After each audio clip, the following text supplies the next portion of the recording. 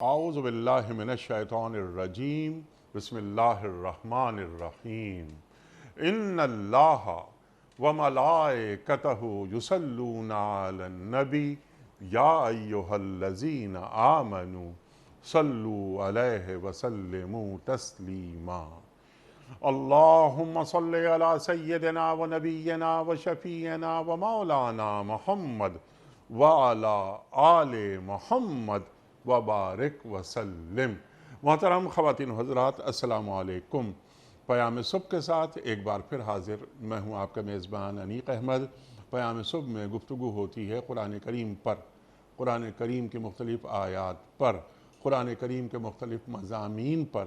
قرآن کریم میں موجود بہت سارے نکات آتے ہیں سامنے، ہمارے ملک کے جید علماء تشریف لاتے ہیں اور قرآن کریم کی ان آیات پر گفتگو فرماتے ہیں، بہت آسان الفاظ میں قرآن کریم کے علوم ہم تک منتقل کرتے ہیں۔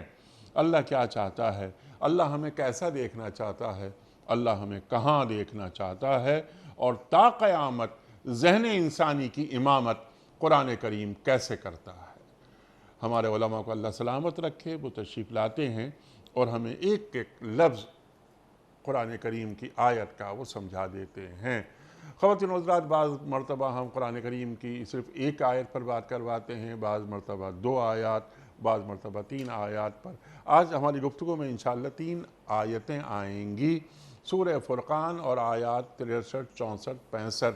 اللہ تعالیٰ اپنے بندوں کا ذکر کر رہا ہے، عباد الرحمن کا ذکر کر رہا ہے۔ عباد الرحمن کون؟ سوال رکھیں گے ہم کہ عباد الرحمن کنہیں کہتے ہیں، کون کون سے اوصاف ہوتے ہیں جو اللہ تعالیٰ قرآن کریم میں بیان فرما رہا ہے۔ عباد الرحمن کیا وہ ہوتے ہیں کہ جو اپنی زندگیاں اللہ تعالیٰ کی فرما برداری میں گزارتے ہیں، جیسا اللہ انہیں دیکھنا چاہتا ہے ایسے وہ دکھائی دیتے ہیں۔ اللہ بتا رہا ہے پھر کہ یہ میرے جو عبد ہیں نا، یہ اور ان کا کام کیا ہوتا ہے، ان کے اوصاف کیا ہوتے ہیں، ان کی خصوصیات کیا ہوتی ہیں۔ یہ کیا کرتے ہیں کہ زمین پر نرم چال چلتے ہیں، کوئی تکبر نہیں۔ تکبر شیطانی وصف ہے۔ اللہ تعالیٰ یہاں بتا رہا ہے کہ ان کی چال میں ایک وقار ہوتا ہے، نرمی ہوتی ہے۔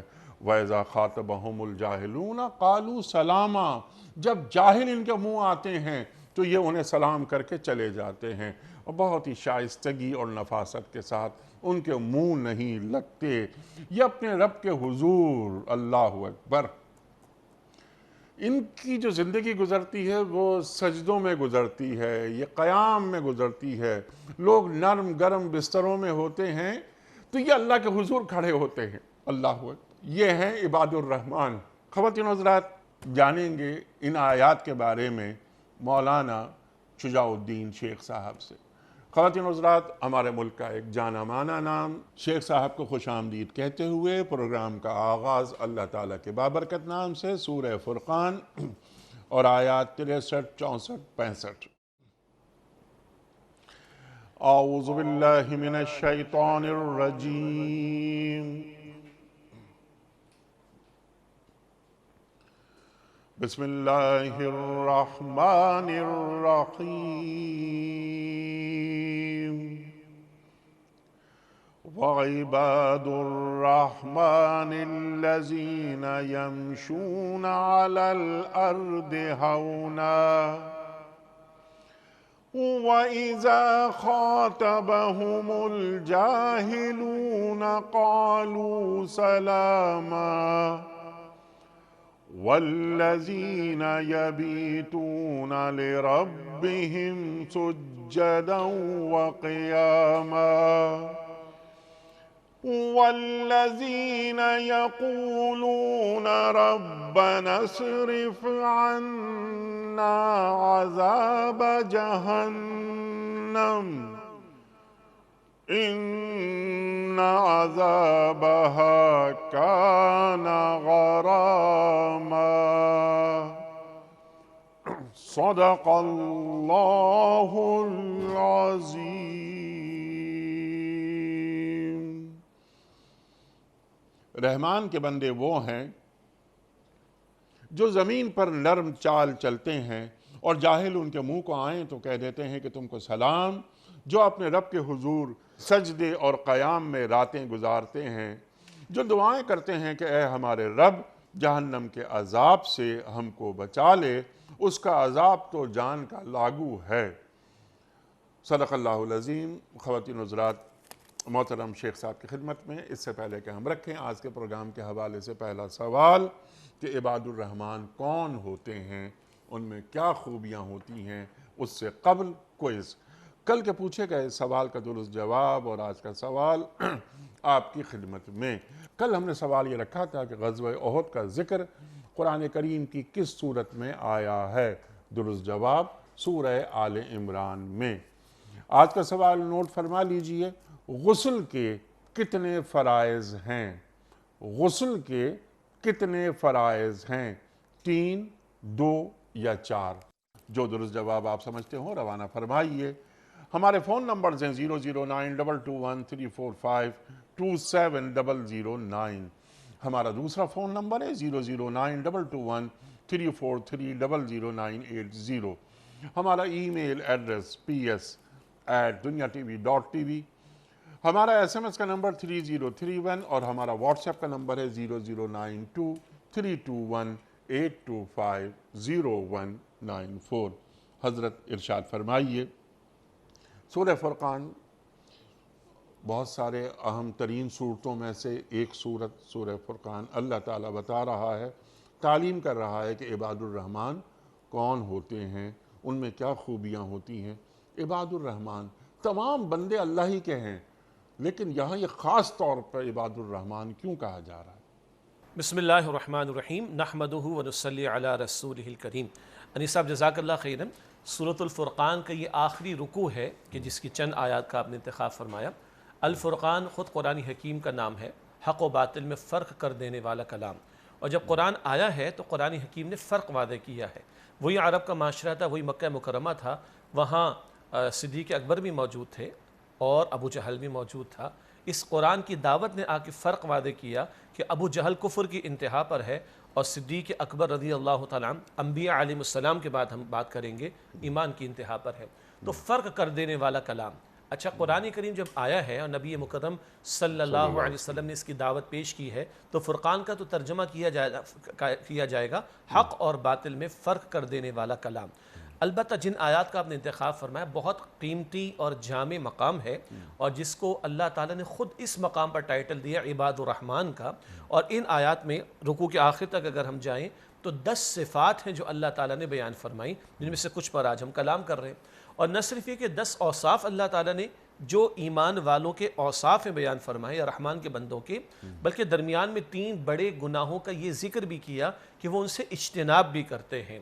تو ایک پورا پیکج ہمارے سامنے جا بجا قرآن حکیم میں آتا ہے، اوامر کا، نواہی کا، ڈوز کا، ڈونٹس کا۔ اللہ کے محبوب بندے جہاں ایک طرف فرمانبرداری کی روش پر ہوتے ہیں اور جن کاموں کے کرنے کا تقاضا کیا گیا ان کو بجا لاتے ہیں، وہیں وہ اللہ تعالیٰ کے منع کردہ امور سے بچتے بھی ہیں۔ یہ پورا پیکج ہے۔ ہمارے ایک معاشرے میں ایک ذہن ڈیولپ ہوتا ہے جو ایک حد تک اپنی جگہ درست ہے کہ ایک بندہ دین کی طرف آتا ہے، ایمان کی آبیاری ہوتی ہے، اس کو کچھ خوف خدا پیدا ہوتا ہے، آخرت کا احساس پیدا ہوتا ہے، کچھ کرنے کا جذبہ پیدا ہوتا ہے، وہ نیکیوں میں تو آگے بڑھتا ہے، کوئی شک نہیں، بالکل اچھی بات ہے۔ لیکن جتنا نیکیوں میں آگے بڑھنا ضروری اور لازم ہے، اتنا ہی گناہوں سے بچنا بھی ضروری ہے۔ مثلا یہاں پر آپ دیکھیے، ابھی آیت کریمہ پر آگے ہم کلام کریں گے، رحمان کے بندے نرمی سے چلتے ہیں، اور آپ نے انٹرو میں بیان فرمایا کہ وہ تکبر نہیں کرتے، تو تکبر اس کا الٹ ہے جو شیطان کے وصف کے طور پر آپ نے انٹرو میں بیان فرمایا۔ عرض کرنا مقصود یہ ہے کہ جہاں اللہ تعالیٰ اور اس کے رسول علیہ السلام کے تقاضوں پر عمل کرنا اس پہلو سے لازم ہے کہ فرائض اور واجبات پر عمل ہو، اتنا ہی حرام اور منع کردہ باتوں سے بچنا بھی ضروری ہے۔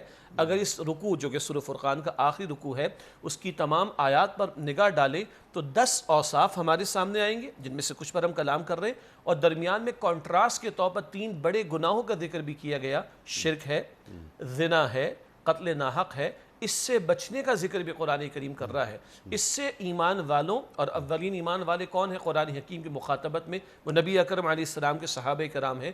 ان کی یہ عظمت بھی سامنے آتی ہے رضی اللہ تعالی عنہ اجمعین، کہ جہاں جس معاشرے میں رہ رہے تھے وہاں برائیاں موجود تھیں، وہاں یہ بڑے جرائم موجود تھے، مگر قرآن نے اور صاحب قرآن نے وہ تربیت ان کی ہے کہ ان کا یہ عمدہ پہلو سامنے آتا ہے کہ کرنے والے کاموں پر بھی عمل درآمد کرتے ہیں اور گناہوں سے بھی اجتناب کرتے ہیں۔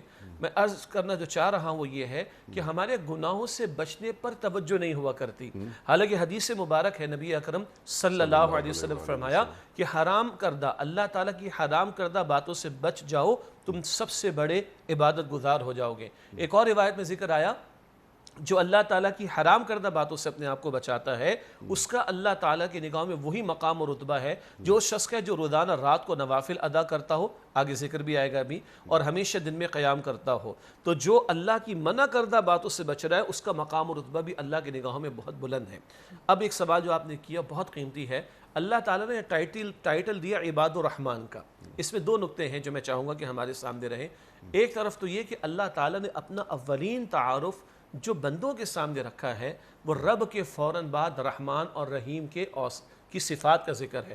الحمدللہ رب العالمین الرحمن الرحیم۔ اللہ تعالیٰ کا اول جو تعلق بندوں کے ساتھ ہے وہ ربوبیت والا ہے، رحمت والا ہے، شفقت والا ہے، عطا کرنے والا ہے۔ ہاں آگے وہ مالک یوم الدین بھی بیان فرماتا ہے۔ پھر اس انداز سے دیکھیں ہمیں بھی اللہ تعالیٰ کی جس صفت کی سب سے زیادہ ضرورت ہے وہ صفت رحمت کا پہلو ہے، تو اللہ اپنے تعارف کو بھی اس انداز سے ہمارے سامنے رکھ رہا ہے کہ تم رحمان کے بندے ہو، وہ تم پر رحم فرمانے والا بھی ہے اور تمہیں اس کی رحمت کی ضرورت بھی ہے۔ اب ساتھ اس کو یہ جوڑ لیجئے، اگر تم چاہتے ہو کہ تم رحمان کی رحمت کے مستحق بنو تو تمہیں اللہ کی مخلوق کے ساتھ رحمت کا معاملہ کرنا چاہیے۔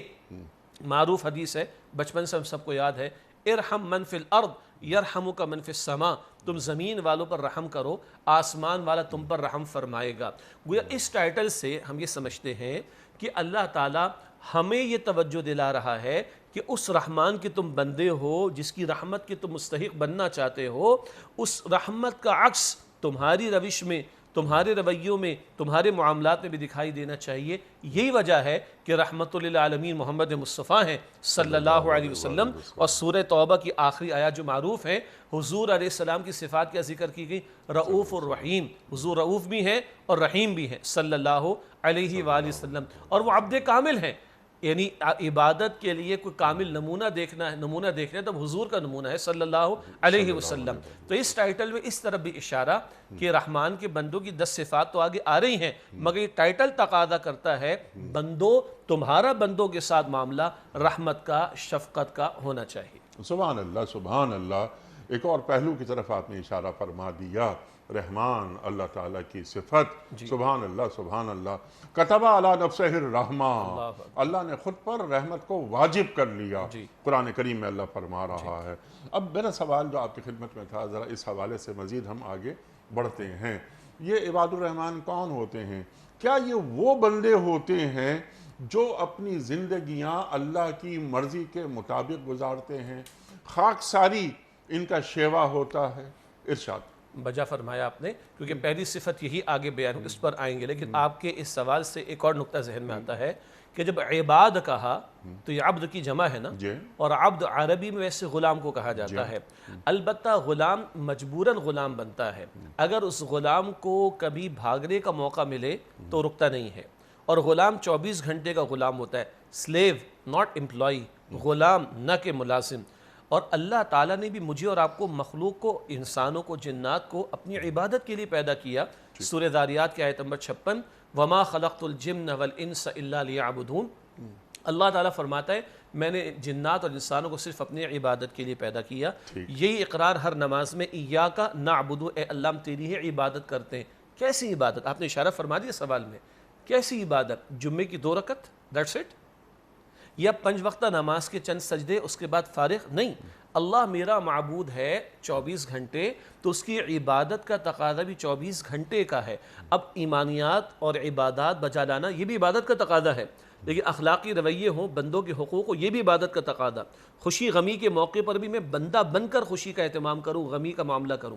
اسی طرح میری معاشرت ہو، معیشت ہو، عدالت ہو، یہاں بھی میں عبد نظر آؤں، بندہ نظر آؤں۔ وہ جو قرآن کریم فرماتا ہے ادخلوا فی السلم کافتن، اسلام میں پورے کے پورے داخل ہو جاؤ۔ تو ہاں، جب اللہ عباد الرحمن اور ہمیں اپنا عبد یعنی بندہ کہتا ہے تو یہ بندگی 24 گھنٹے کی ہے، یہ پارشل بندگی نہیں ہے، یہ ان ٹوٹیلٹی سبمیشن ہے ٹو دا ول آف اللہ سبحانہ وتعالی۔ اب اس کے اظہار کی طرف چلتے ہیں، کیونکہ آگے 10 صفات ہیں جن میں سے چند پر ابھی ہم کلام کر رہے ہیں۔ پورے رکوع کا میں نے آپ کے سامنے ایک مضامین کا خلاصہ رکھنا چاہا۔ وَعِبَادُ الرَّحْمَنِ الَّذِينَ يَمْشُونَ عَلَى الْأَرْضِ هَوْنًا، رحمان کے بندے وہ ہیں جو زمین پر بڑے نرم انداز سے چلتے ہیں۔ ان کی چال بھی بتاتی ہے یہ بندے ہیں، ان کا رویہ بھی بتاتا ہے چلنے کا، رفتار بھی، انداز بھی، اسلوب بھی، کہ یہ بندے چل رہے ہیں۔ یہ معاذ اللہ کو خدائی کے دعوے دار نہیں، ورنہ بندوں کا دماغ خراب ہوتا ہے اور خناس دماغ میں آتا ہے تو کوئی کہتا ہے انا ربکم الاعلی، فرعون کے الفاظ قرآن پاک میں ہے، میں تمہارا رب اعلیٰ ہوں، لیکن نہیں، رحمان کے بندے زمین پر نرمی سے چلتے ہیں۔ اس نرمی میں عاجزی کا پہلو بھی ہے، انکساری کا پہلو بھی ہے، بندگی کا پہلو بھی ہے۔ اس رویے میں تکبر نہیں ہے اور اکڑ نہیں ہے اور دوسرے کو حقیر سمجھنا نہیں ہے، اپنے آپ کو بالاتر سمجھنا نہیں ہے، بلکہ سب کو چھوڑیں۔ عبد کامل تو محمد مصطفیٰ کریم ہے صلی اللہ علیہ وسلم۔ اللہ نے اس پوری کائنات میں سب سے بڑھ کر جو نوازا تو امام الانبیاء کو نوازا صلی اللہ علیہ وسلم۔ مگر حضور کا معاملہ کیا ہے صلی اللہ علیہ وسلم؟ حضور کا معاملہ ہے کہ اپنے صحابہ کرام کے درمیان تشریف فرما ہوتے، ہاں خطبہ دیا جانا ہوتا، نماز کی امامت کی بات ہوتی تو بات الگ ہے، امام آگے ہوگا، خطیب منبر پر ہوگا۔ عموم کے اعتبار سے حضور اپنے صحابہ کرام کے درمیان بیٹھتے، باہر سے کوئی آتا جس سے حضور کا دیدار نہ کیا ہوتا، کبھی ملاقات نہ کی ہوتی، تو پوچھتا کون ہے تمہارے پیغمبر؟ بتایا جاتا ہے ہمارے پیغمبر بیٹھے ہوئے صلی اللہ علیہ وسلم۔ حضور دعا کرتے یا اللہ مجھے مسکینوں میں رکھ اور مجھے مسکینوں میں اٹھا۔ حضور علیہ السلام فتح مکہ جیسا عظیم واقعہ، کتنی بڑی اللہ تعالیٰ نے فتح، اللہ قرآن کریم میں فرماتا ہے اذا جاء نصر اللہ والفتح ورأیت الناس يدخلون فی دین اللہ افواجا، مشن پائے تکمیل کو پہنچ رہا ہے، لیظہرہ علی الدین کلی، کہ دین حق کو نظام زندگی پر حضور غالب فرما دیں، وہ مشن پائے تکمیل کو پہنچ رہا ہے، مگر مکہ مکرمہ میں داخلہ کیسے ہو رہا ہے؟ ایک فاتح کی حیثیت میں نہیں، ایک عاجز بندے کی حیثیت میں، کہ پیشانی مبارک اونٹ کے کجاوے پر ٹکی ہوئی ہے اور رب کے ایک بندے اور عاجز شکر گزار بندے کی حیثیت میں داخل ہو رہے۔ سلام، نمازوں کا سلام، کیا نماز ہوگی امام الانبیاء کی صلی اللہ علیہ وسلم، کیا قیام، کیا رکوع، کیا سجود، کیا آہوزاری، کیا تعلق مع اللہ ہوگا محمد مصطفیٰ صلی اللہ علیہ وسلم کا۔ ان سجدوں کے بعد جب فرض نماز کے بعد سلام پھیرتے ہیں تو فرماتے ہیں، عرض کرتے ہیں اللہ اکبر، استغفر اللہ، استغفر اللہ، استغفر اللہ۔ حضور تو معصوم ہے، خطاؤں سے پاک، استغفار کس بات پر؟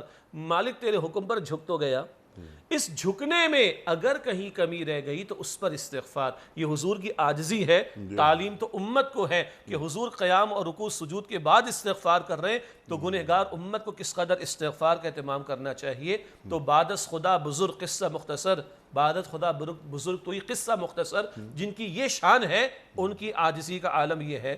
تو انیس صاحب باقی کسی کی حیثیت اور اوقات ہے کیا کہ کسی شے یا کسی بارے میں اپنے آپ کو کچھ سمجھنے کی کوشش کرے؟ تو بندے کی بندگی کا تقاضا یہ چال بھی بتائے کہ یہ بندہ چل رہا ہے، نرمی، عاجزی، انکساری، جھکاؤ اور بندگی والا رویہ۔ اللہ اکبر، اللہ اکبر۔ لیکن ہمارے جو معاشرتی رویے ہیں وہ کیا ہیں؟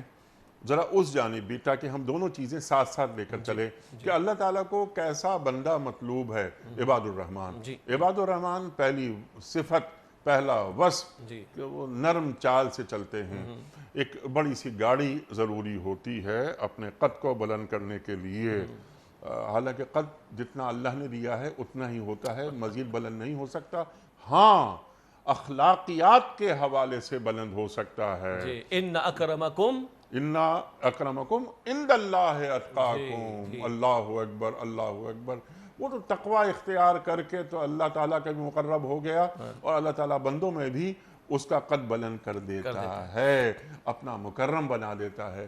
لیکن جیسے میں نے عرض کیا، ہمارے سماجی رویے، ہم کیا کر رہے ہیں، کس طرح ہم چلتے ہیں۔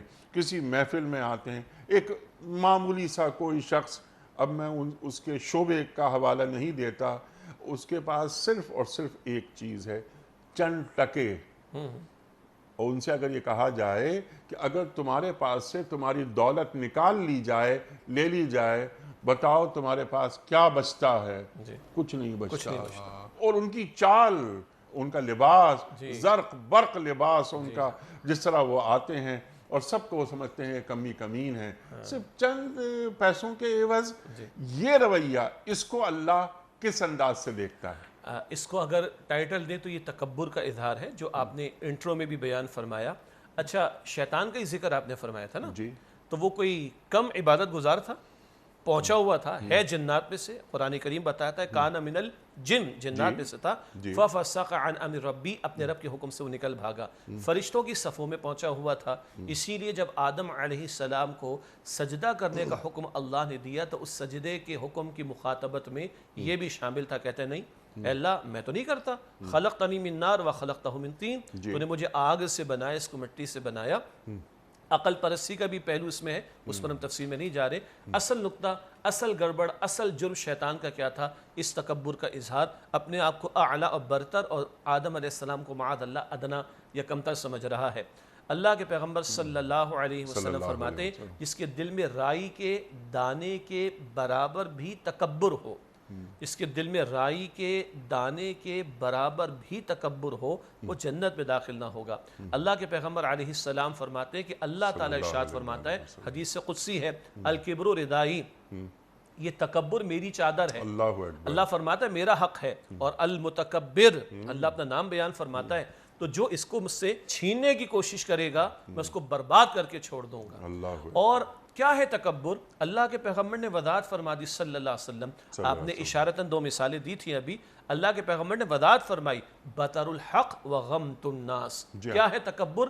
جانتے بوجھتے حق کو رد کرنا۔ یہ ابو جہل کو ذہن میں لے کر آ جائیں، وہ اچھی طرح پہچانتا تھا، علماء یہود اچھی طرح پہچانتے تھے، مگر بڑائی کہ ہم چھوٹے ہو جائیں گے، یہ بڑے ہو جائیں گے، ابو جہل بھی نہ مانا، علماء یہود نے بھی رسول اللہ علیہ السلام کی رسالت کو قبول نہ کیا۔ تو پہلی بات بطر الحق، جانتے بوجھتے حق کو رد کرنا، وہ غمت الناس، اور لوگوں کو کمتر اور حقیر سمجھنا۔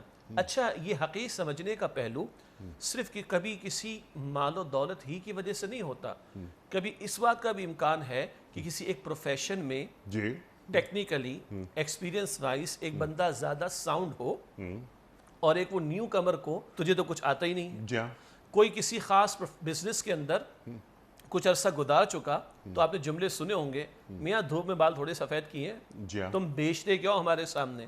کبھی ایک بچے کے اے سٹارز آ جاتے ہیں، اور عین ممکن ہے وہ اپنے قریبی دوست جو کہ اس کا کلاس میٹ بھی ہو، وہ اس کو کہے تجھے تو کچھ آتا ہی نہیں ہے۔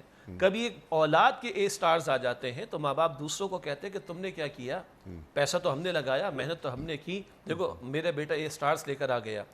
اسی طریقے پر ایک نئی برانڈ کی گاڑی شاید ایک بندے کے پاس ہو اور دوسرے کے پاس پرانی ہو، تو وہ کچھ اظہار کر دیتا ہے۔ آپ اس کو اسمارٹ فون کے گیجٹس پر لے کر آ جائیں، آپ برانڈڈ کپڑوں پر لے کر آ جائیں، شادی بیاہ کے موقع بس تم نے 50 لاکھ ہی لگائے، میاں ہم نے تو لگائے تھے 5 کروڑ، تم بیچتے کیا ہمارے سامنے؟ تو یہ اظہار تو گھروں میں، دوستوں میں، ایجوکیشن انسٹیٹیوشنز میں، بزنس کمیونٹی کے اندر، کبھی اقتدار کی کرسی پہ بیٹھے ہوئے لوگوں میں کہیں بھی آپ کو دکھائی دے سکتا ہے۔ اور ہاں، اللہ اکبر کبیرہ، کبھی علم کا تکبر بھی آ جاتا ہے، تکبر تقوی، تکبر تقوی بھی آ جاتا ہے، خبط عظمت، خبط عظمت بھی، اور تکبر عبادت اور تکبر اعمال بھی، کہ میاں پڑے سوتے رہے، دیکھو میاں اٹھتے نہیں ہیں، ہم تو تہجد میں بھی اٹھے تھے، اس کا نماز فجر نہ ادا کرنا ایک گناہ ہے، مگر اس کو سوتے دیکھ کر اپنے آپ کو اعلیٰ اور عرفہ سمجھنا غالباً اس سے بڑا گناہ نہ ہو جائے۔ اللہ اکبر۔ آگے چل کے یہی بات سامنے آ رہی ہے وہ سجدوں و قیامہ میں، کہ عباد الرحمن کی خلوت کی زندگی کیسے ہوتی ہے۔ اللہ اکبر۔ وَإِذَا خَاطَبَهُمُ الْجَاهِلُونَ قَالُوا سَلَامًا، جب جوہلا ان سے بات کرتے ہیں تو انہیں سلام کرتے ہوئے الگ ہو جاتے ہیں، بڑے وقار کے ساتھ، بڑی شائستگی کے ساتھ۔ کیا یہ نہیں چاہتے کہ ان کا قیمتی وقت جوہلا کی کج بحثیوں میں ضائع ہو؟ بہت اہم نقطہ ہے۔ اچھا، ایک تو معلوم یہ ہوا وَإِذَا خَاطَبَهُمُ الْجَاهِلُونَ، جاہل قسم کے لوگ ان سے مخاطبت کرتے ہیں، مکالمہ کرتے ہیں تو قولوا سلامہ۔ ایک نقطہ تو یہ ہے، معلوم ہوا کہ رحمان کے بندے کونے کھدروں میں بیٹھے نہیں رہتے، وہ معاشرے میں چلتے پھرتے نظر آئیں گے، وہ معاشرے میں رب کائنات کی دعوت کا کام کرتے ہوئے دکھائی دیں گے، تبھی تو مخاطبت ہوگی، تبھی تو جہلا سے بھی واسطہ پیش آئے گا۔ تو ایک یہ تصور کہ اپنی انفرادی نیکی پر مطمئن ہو کر بیٹھ جانا اور کونے کھدرے میں لگے رہنا اور معاشرے کو شیطان کے ایجنڈے کی تکمیل کرنے والوں کے حوالے کر دینا اور برائی کے خلاف، منکرات کے خلاف، اللہ کی نافرمانیاں ہوتی ہوں ان کے خلاف آواز بلند نہ کرنا بلکہ ان کو دیکھ کر کچھ بھی نہ ہونا، یہ رحمان کے بندوں کا طرز عمل نہیں ہے۔ مشہور حدیث مبارک ہے، علماء بھی بیان کرتے ہیں، ہمارے استاد ڈاکٹر اسرار صاحب رحمۃ اللہ علیہ اس کا حوالہ سورۃ العصر کے درس میں دیا کرتے تھے۔ اللہ تعالیٰ جبرائیل علیہ السلام کو حکم دیتا ہے، جبرائیل جاؤ فلاں فلاں بستی کو برباد کر دو۔ جبرائیل عرض کرتے ہیں اللہ تیرا ایک بندہ ہے اس ماحول معاشرے میں، اس علاقے میں، بستی میں، جس نے پلک جھپکنے کی مقدار برابر بھی تیری نافرمانی نہیں کی۔ اب اندازہ کرے جبرائیل گواہی دے تو اس بندے کے اعمال اور عبادات کا عالم کیا ہوگا۔ مالک پلک جھپکنے کی مقدار برابر بھی اس نے تیری نافرمانی نہیں کی۔ اللہ تعالیٰ فرماتے پہلے اس کو عذاب دو پھر بستی والوں کو عذاب دینا۔ کیوں؟ ہماری نافرمانیاں ہوتی رہی، معصیت ہوتی رہی، ہمارے احکامات ٹوٹتے رہے اور اس کے چہرے کا رنگ تبدیل بھی نہ ہوا۔ تو رحمان کے بندے وہ نہیں ہیں اپنی انفرادی عبادات پر، اعمال پر، نیکیوں پر مطمئن ہو کر بیٹھ گئے اور معاشرے کو نافرمانی کی آماج گاہ بننے کے لیے چھوڑ دیا جائے اور اللہ کی معصیت ہو، اللہ کے احکامات ٹوٹیں اور ان کے چہرے کا رنگ بھی تبدیل نہ ہو، قطعاً نہیں۔ وہ کھڑے ہوتے ہیں وَرَبَّكَ فَكَبِّرْ یا ایھا المدثر قم فانذر، اے نبی مکرم علیہ السلام، اے لحاف کو لپیٹ کر سونے والے صلی اللہ علیہ وسلم کھڑے ہو جائیے اور انذار کیجئے، لوگوں کو اللہ کے عذاب سے ڈرائیے۔ تو رحمان کے بندوں میں ٹاپ آف دا لسٹ تو محمد مصطفیٰ ہے نا صلی اللہ علیہ وسلم، اور 23 برس کھڑے ہی رہے۔ تو رحمان کے بندے ماحول میں بھی آئیں گے، معاشرے میں بھی آئیں گے، دعوت دین کا کام کریں گے، تبلیغ دین کا کام کریں گے، امر بالمعروف نہی عن المنکر کا کام کریں گے، لوگوں سے مخاطبت بھی ہوگی، تو پھر ایسے لوگ بھی سامنے آئیں گے۔ تو آپ نے بجا نقطہ ارشاد فرمایا کہ پھر رحمان کے بندے ان کو اپنے اوقات کی فکر ہوتی ہے، انہیں پتہ ہے کہ زندگی وقت گزاری کے لیے اللہ تعالیٰ نے نہیں دی، یہ ٹائم کلنگ ایکٹیویٹیز کے لیے نہیں دی، بلکہ زندگی کو بامقصد گزارنے کی کوشش کرنی ہے۔ ایک ایک لمحہ قیمتی ہے۔ کل سوالات ہونے نا، بتاؤ زندگی کہاں لگائی، جوانی کہاں کھپائی، زندگی کے بارے میں سوال، جوانی کے بارے میں سوال، تو وہ اپنے اوقات کی حفاظت کرتے ہیں۔ جہلا اگر ان سے بحث مباحثے میں لگنے اور ان کو لگانے کی کوشش کرتے ہیں، کہتے ہیں قولوا سلاما۔ اس کا ایک مفہوم تو کیا ہے، السلام علیکم کہہ کر عمدہ انداز سے علیحدہ ہو جاتے ہیں۔ دعوت دین کے عمل کے دوران میں ایک داعی کے اخلاق اور کردار کو بہت زیادہ اہمیت حاصل ہے۔ اس کا جہالت پر اتر آنا میرے لیے دلیل نہیں کہ میں بھی جاہل بن جاؤں، بلکہ سلام کہہ کر علیحدہ ہوتے ہیں، ایک مفہوم، اور سلامتی کا رویہ اختیار کر کے علیحدہ ہوتے ہیں۔ فضول بحث میں حصہ نہیں لیتے، وقت کو ضائع نہیں کرتے، اور ریئیکشن میں کوئی ایسا طرز عمل اختیار نہیں کرتے کہ ایسا پوائنٹ آف نو ریٹرن آ جائے کہ آئندہ گفتگو کرنے کا، کلام کرنے کا، دعوت دینے کا موقع نہ رہے۔ تو رویہ ایسا ہوتا ہے کہ سلامتی کا آج ہو سکتا ہے وہ جذبات کی رو میں بہہ گیا، کسی خاص نقطے پر وہ اس کی جاہلانہ حمیت ابھر آئی اور وہ بحث مباحثے کے اندر آگے بڑھ گیا، چھوڑ دو، چلے جاؤ، تاکہ آئندہ کبھی بات کرنے کا، گفتگو کرنے کا موقع رہے۔ سبحان اللہ، سبحان اللہ، سبحان اللہ۔ سلام کرتے ہوئے الگ ہٹ گئے کہ گویا ہم تم سے سلامتی چاہتے ہیں۔ اللہ اکبر۔ بلکہ انیس صاحب اللہ آپ کی بات بلند فرمائے، ہم تم سے سلامتی چاہتے ہیں۔ جب ہمارا السلام علیکم کہتے تو کیا اعلان ہوتا ہے؟ یہ ایک دعا بھی ہے، اللہ سلامتی عطا فرمائے، یہ ایک اعلان بھی ہے، بھائی میری طرف سے تمہارے لیے سلامتی ہی سلامتی ہے۔ یہ الفاظ کیا پیارے الفاظ ہیں، یہ اہل جنت کے بھی ہوں گے، یہ انبیاء رسول کے بھی ہیں، یہ باری تعالیٰ کے بھی الفاظ ہوں گے۔ جنت میں وہ کہے گا سلام قولا من رب الرحیم، لیکن زمین پر آج کیا ہے، جب میں آپ کو اور آپ مجھے السلام علیکم کہتے ہیں تو ہم اور آپ ایک دوسرے کو دعا بھی دیتے اور ہم اور آپ ایک دوسرے کے لیے اعلان کرتے کہ تمہاری ذات میری طرف سے سلامتی میں ہے۔ اگر آج تم کچھ اس طرح کے رویے پر آ گئے ہو تو آ گئے، میں اس رویے پر نہیں آ سکتا، تو سلام کہہ کر علیحدہ ہو جاتے ہیں۔ اللہ اکبر، اللہ اکبر۔ یہ عباد الرحمن، اللہ کے بندے، یہ نیک بندے، یہ زمین پر انکسار کے ساتھ چلتے ہیں، شریفانہ باوقار چال ہوتی ہے۔ اللہ اکبر، جاہلوں کے منہ نہیں لگتے یہ۔ اب ذرا ان کی خلوت کی زندگی، دن میں تو انہوں نے تبلیغ کا کام کیا، دعوت دین، یا اپنی جو معاشی سرگرمیاں ہیں وہ ادا کرتے رہے، لیکن جب رات آئی تو ان کی راتیں گزر رہی ہیں سجود میں اور قیام میں، اللہ اکبر، اور پھر دعائیں مانگ رہے ہیں۔ تو یہ رات کا جو قیام ہے اور جو رات کا سجود ہے کہ پوری دنیا سو رہی ہے، آرام کر رہی ہے، یہ اپنے نرم گرم بستروں سے نکلتے اور جس قسم کا بھی موسم ہو رب کے حضور کھڑے ہو جاتے ہیں۔ اچھا پھر واپس آئیے، لَقَدْ كَانَ لَكُمْ فِي رَسُولِ اللَّهِ أُسْوَةٌ حَسَنَةٌ، یقیناً تمہارے لیے رسول اللہ صلی اللہ علیہ وسلم کی زندگی میں بہترین نمونہ موجود ہے۔ آپ نے تو پھر بھی اشارہ کیا کہ دن میں معاش کی بھی محنت ہے۔ اللہ کے پیغمبر علیہ السلام کی آغاز وحی کے بعد تو ساری محنت معاد کی خاطر ہے، دعوت دین کے لیے، تبلیغ دین کے لیے، تو شب و روز جن کے اس کام میں لگے ہوئے ہیں ان پیغمبر صلی اللہ علیہ وآلہ وسلم کو اللہ تعالیٰ سورہ انشراح میں فرماتا ہے فَإِذَا فَرَغْتَ فَانْصَبْ وَإِلَىٰ رَبِّكَ فَارْغَب۔ اے نبی علیہ السلام جب ذرا فراغت پائیں، کاہے کی فراغت ہے؟ دن بھر میں دعوت کا کام ہے، تبلیغ کا کام ہے، مگر وہ رخ مخلوق کی طرف بھی ہے نا۔ اب فَانْصَبْ آپ ذرا توجہ فرمائیے، وَإِلَىٰ رَبِّكَ فَارْغَب، اپنے رب کی طرف رغبت فرمائیے۔ حضور سے بڑھ کر کس کا اللہ کے ساتھ تعلق مضبوط ہوگا؟ صلی اللہ علیہ وسلم۔ حضور سے بڑھ کر کون محنتیں کر رہا ہوگا دعوت دین، اقامت دین کی جد و جہد کی؟ مگر ان کو بھی اللہ فرماتا ہے دن بھر کی ان محنتوں کے بعد اب رات کو اللہ کی طرف لو لگائیے۔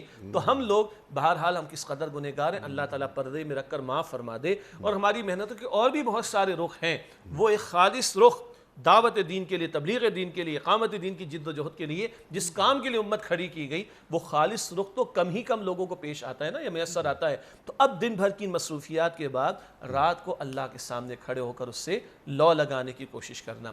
یبیتون کا لفظ آیا ہے، یبیتون کا ایک مفہوم یہ بھی ہے رات گزارنا۔ راتیں آج بھی امت کی گزرتی ہیں، بسر ہوتی ہیں، کہاں ہوتی ہے مجھے آپ سے کچھ عرض کرنے کی ضرورت نہیں ہے۔ ہم تو کبھی ویکینڈ کی نائٹس کے بارے میں سنتے تھے کہ لیٹ نائٹ تک لوگ جاگتے ہیں، آج تو لگتا ہے کہ ہماری صبح ہی جو ہے وہ غروب آفتاب کے بعد ہو رہی ہوتی ہے، اور کس طرح کی مصروفیات اور کہاں اوقات کا ضائع ہونا۔ اور یہ وہ امت ہے جو خیر امت قرار دی گئی، یہ وہ امت ہے جس کو انبیاء علیہ السلام کے سلسلے کے ختم ہو جانے، نبوت کے ختم ہو جانے کے بعد نبیوں والے کام کے لیے کھڑا کیا گیا۔ تو غور کرنا چاہیے کہ محمد مصطفیٰ علیہ السلام کی راتیں کہاں بسر ہوئیں، رحمان کے محبوب بندوں کی راتیں کہاں بسر ہوتی ہیں۔ میں بھی سوچوں، ہم بھی سوچیں ہماری راتیں کہاں بسر ہوتی ہیں۔ اچھا رات کا ایک پہلو تو یہ ہے، اکثر حصہ، کافی حصہ، مناسب حصہ، جو بھی ترتیب بن سکتی ہے، سورۃ المزمل کو سامنے رکھیں تو اللہ کے پیغمبر علیہ السلام کا 1/3 کا معمول، نصف شب کا معمول اور 2/3 کے معمول کا ذکر تو خود اللہ تعالیٰ فرماتا ہے۔ ماہ رمضان کے آخری عشرے کی بات کریں، پوری رات حضور کا قیام ہوتا تھا صلی اللہ علیہ وسلم۔ ہمارے ہاں کچھ امور کے اعتبار سے علمی دلائل کے میدان میں کبھی کبھی بحث چلتی ہے کہ فلاں عمل سنت ہے یا نہیں، یا علمی دلائل کے میدان میں فلاں حدیث مبارک وہ صحیح درجے کی ہے یا حسن درجے کی، یا کہیں ضعیف تو نہیں ہے، یہ مباحث چلتے ہیں۔ مگر قیام اللیل کی سنت کے بارے میں کسی کا کوئی اختلاف رائے نہیں پایا جاتا، یہ تو مستقل سنت رسول ہے صلی اللہ علیہ وسلم۔ اچھا قیام اللیل کو اگر ہم آسان الفاظ میں تہجد کی نماز کہتے ہیں، بالکل بجا، جزاک اللہ خیرن۔ اور اللہ اکبر، قرآن پاک فرماتا ہے سورہ بنی اسرائیل میں وَمِنَ اللَّيْلِ فَتَہَجَّدْ بِهِ، اے نبی رات گزاریے اس قرآن کریم کے ساتھ۔ یہ قیام جو ہے رات کا، تہجد کی نماز آپ نے فرمایا، اس میں قرآن کی زیادہ سے زیادہ تلاوت مطلوب ہے، طویل قیام مطلوب ہے۔ ہاں امت میں ہر طبقے کے افراد ہوں گے، محنت مشقت کرنے والے بھی، کوئی سڑکوں پر کام کرنے والے بھی، ریڑھی لگانے والے بھی، مزدوری کرنے والے بھی۔ اللہ ہمارا خالق ہے، اس سے بڑی پیاری بات بیان فرما دی، فَقْرَؤُوا مَا تَيَسَّرَ مِنْ، سہولت دے دی، آسانی دے دی۔ سورہ مزمل میں کچھ تفسیری احکامات بھی اس کے ساتھ ہیں کہ جو تمہیں میسر آ جائے سہولت کے ساتھ اس کا اہتمام کر لو۔ اللہ کے پیغمبر صلی اللہ علیہ وسلم فرماتے جب رات کا آخری حصہ ہوتا ہے اللہ تعالیٰ اپنی شان کے مطابق پہلے آسمان پر نزول فرماتا ہے۔ اللہ اکبر۔ دن بھر بندہ کہتا ہے یا اللہ سن لے، اس وقت اللہ فرماتا ہے مانگ لے، ہے کوئی مانگنے والا سے دعا قبول کر لوں، ہے کوئی استغفار کرنے والا بخش دوں، ہے کوئی شفا مانگنے والا شفا عطا کر دوں، ہے کوئی مانگنے والا، ہے کوئی مانگنے والا۔ آخری حصہ رات کا، اگر 9 گھنٹے کی رات ہے تو آخری 3 گھنٹے شمار کر لیں، تو آخری حصہ رات کا اللہ اپنی شان کے مطابق پہلے آسمان پر نزول فرماتا ہے اور پکارتا ہے کہ مجھ سے مانگنے والا کہ میں اس کو عطا کر دوں۔ اور وہ جو سورہ بنی اسرائیل کی آیت میں نے پیش کی، وَمِنَ اللَّيْلِ فَتَہَجَّدْ بِهِ نَافِلَةً لَكَ عسى ان يبعثك ربك مقاما محمودا۔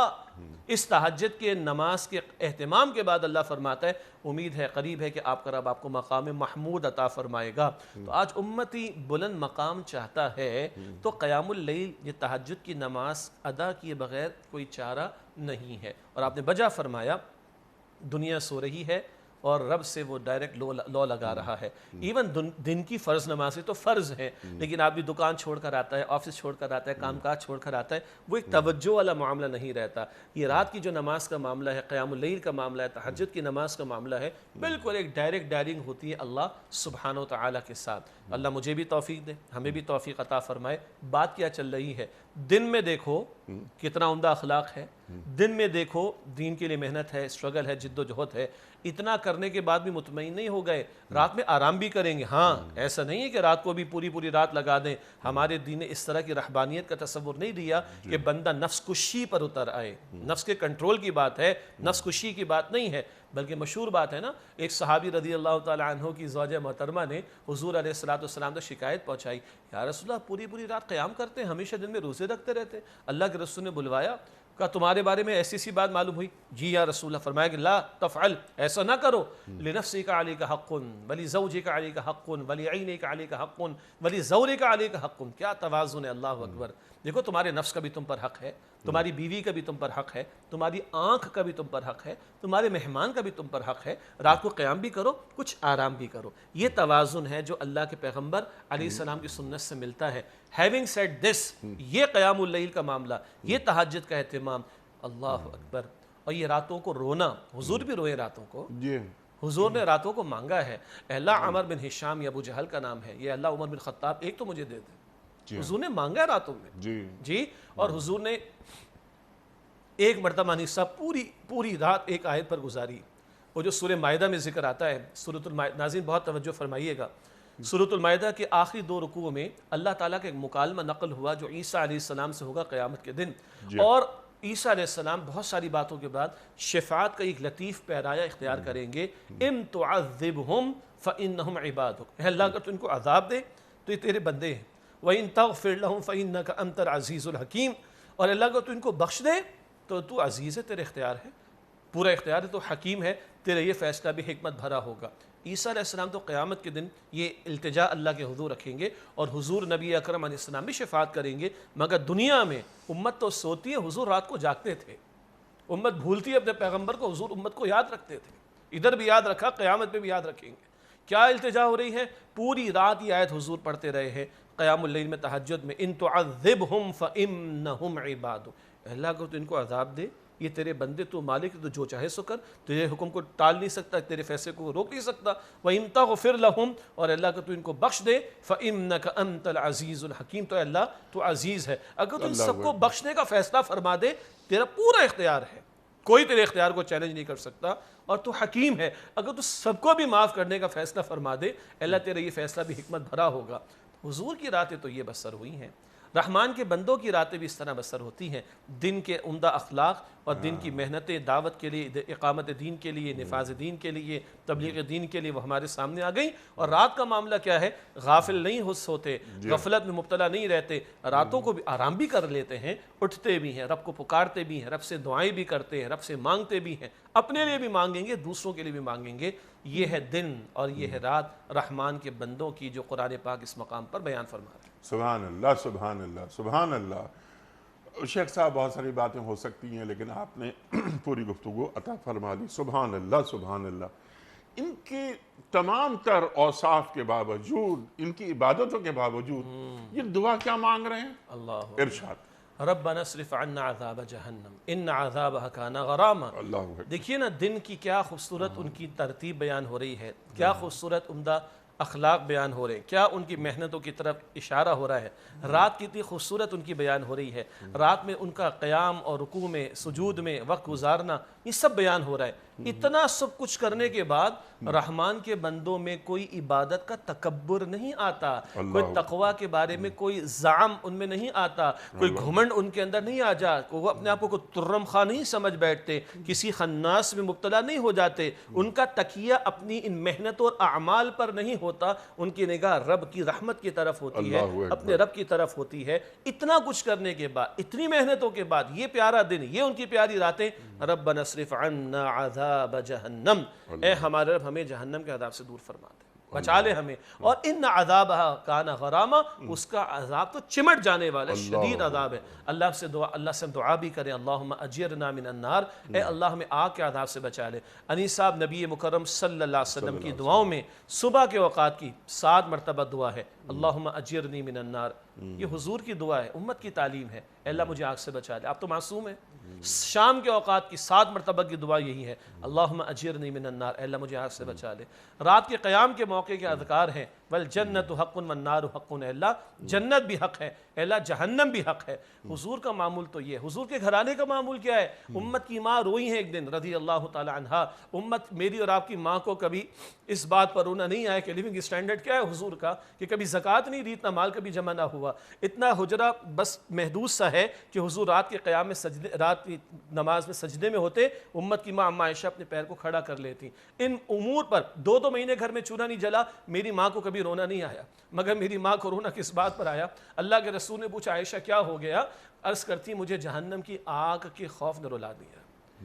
یہ گھرانہ نبوت ہے, جو بخشے بخشائے ہیں, جن پر اللہ کی رحمتیں ہی رحمتیں دنیا اور آخرت میں, وہاں آخرت کے بارے میں یہ طرز عمل ہے. تو ہم گناہگاروں کو کس قدر آخرت کے بارے میں فکر مندی بھی ہونی چاہیے. اور اتنی عبادات ہماری ہیں کہ اول تو کوئی گھمنڈ کوئی تکبر نہ ہو, بلکہ مالک بس تو قبول کر لے, اور تو اپنے فضل اور رحمت کے معاملے فرما کر ہمیں جہنم سے بچا لے. یہ رحمان کے بندے, یہ ان کا ایک اور وصف آیا, ان کی عبادات, ان کی نیکیاں, ان کے اعمال, ان پر ان کو گھمنڈ تکبر نہیں ہوتا, عاجزی اور بچاؤ کے لیے جہنم کے عذاب سے دعائیں کرتے ہیں. سبحان اللہ سبحان اللہ سبحان اللہ سبحان اللہ. اور جوں ان کے اندر یہ اوصاف پیدا ہوتے رہتے ہیں, اللہ تعالیٰ سے قرب بڑھتا رہتا ہے, اور جہنم سے خلاصی کی دعاؤں میں اضافہ ہو جاتا ہے کہ اے اللہ ہمیں جہنم کے عذاب سے دور رکھ. یہ چمٹ جانے والا عذاب ہے, جیسا کہ آپ نے بالکل وضاحت سے بات فرما دی. اب آخری, کیونکہ منٹ جاری ہیں, آخری سوال آج کے پروگرام کا آپ کی خدمت میں.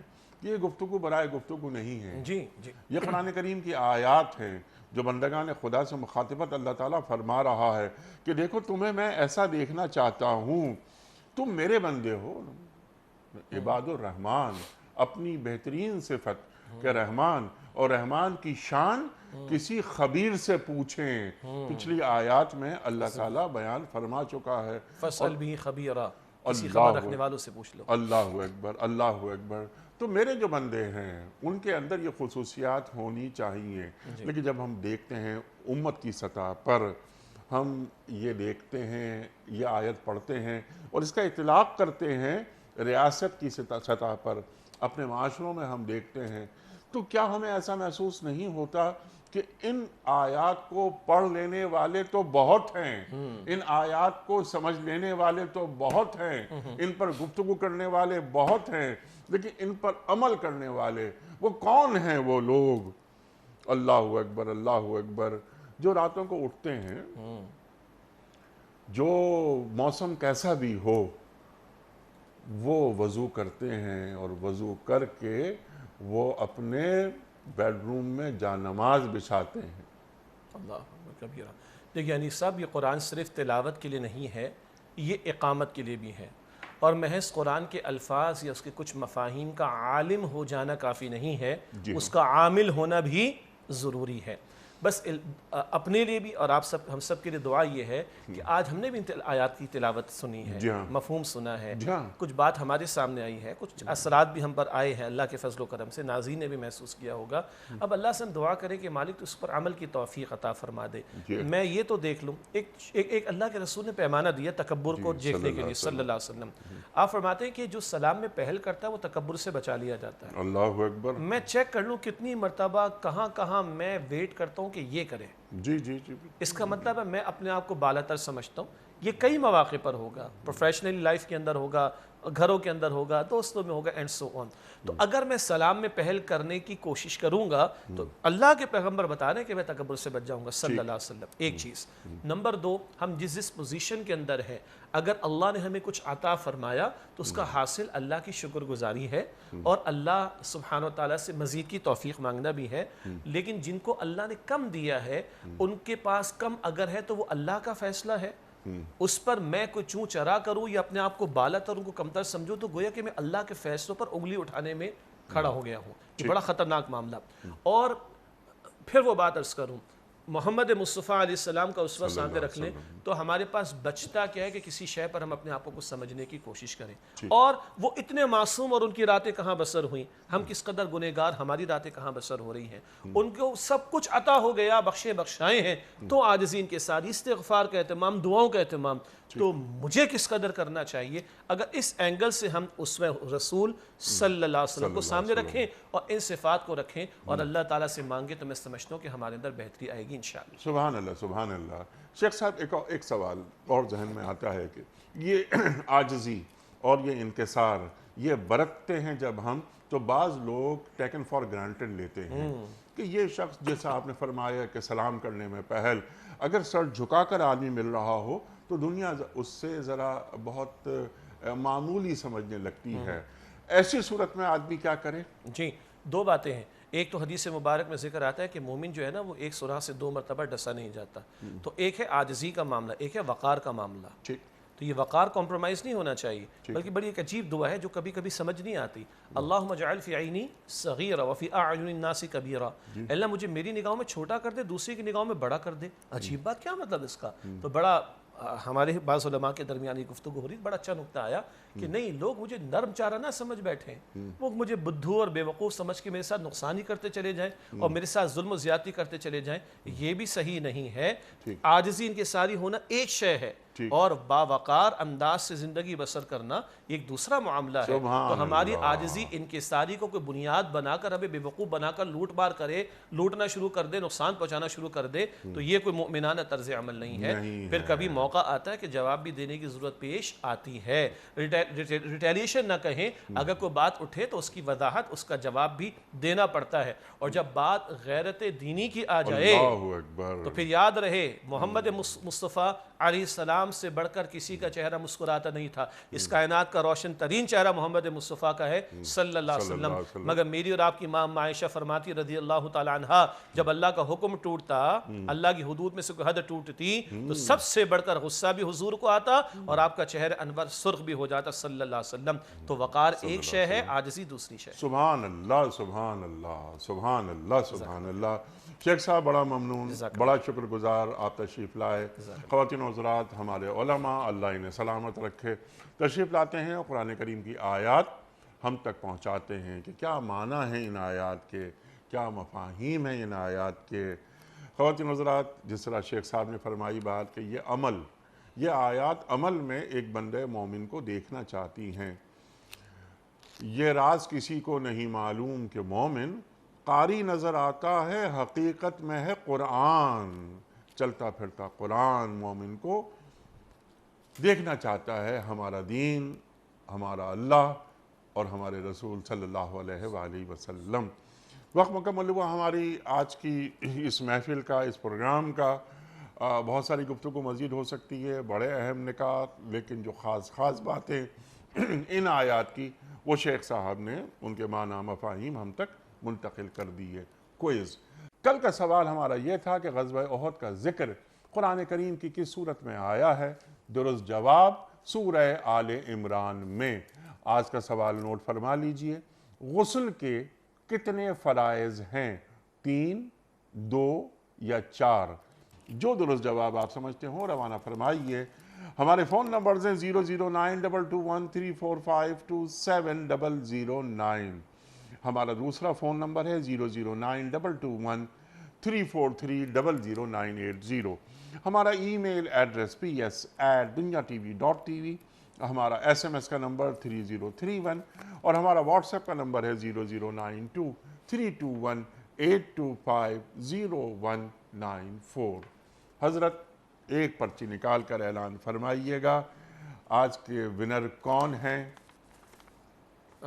گل نواب صاحب ہیں سوات سے۔ گل نواب صاحب ہیں سوات سے۔ گل نواب صاحب آپ کی خدمت میں دنیا ٹی وی کی جانب سے دینی کتب پر مشتمل گفٹ ہیمپر آپ کے گھر روانہ کیا جا رہا ہے۔ آپ کو بہت بہت مبارک ہو۔ اختتام ہوتا ہے پیام صبح کا روزانہ ایک قول پر، اور وہ قول ہوتا ہے صاحب نہج البلاغہ امیر المومنین حضرت علی مرتضیٰ کرم اللہ وجہہ کا۔ آپ فرماتے ہیں کہ صلہ رحم سے نعمت کا نزول ہوتا ہے، صلہ رحم سے نعمت کا نزول ہوتا ہے۔ سبحان اللہ سبحان اللہ۔ اپنے میزبان انیق احمد کو کل تک کے لیے اجازت دیجیے۔ خدا حافظ۔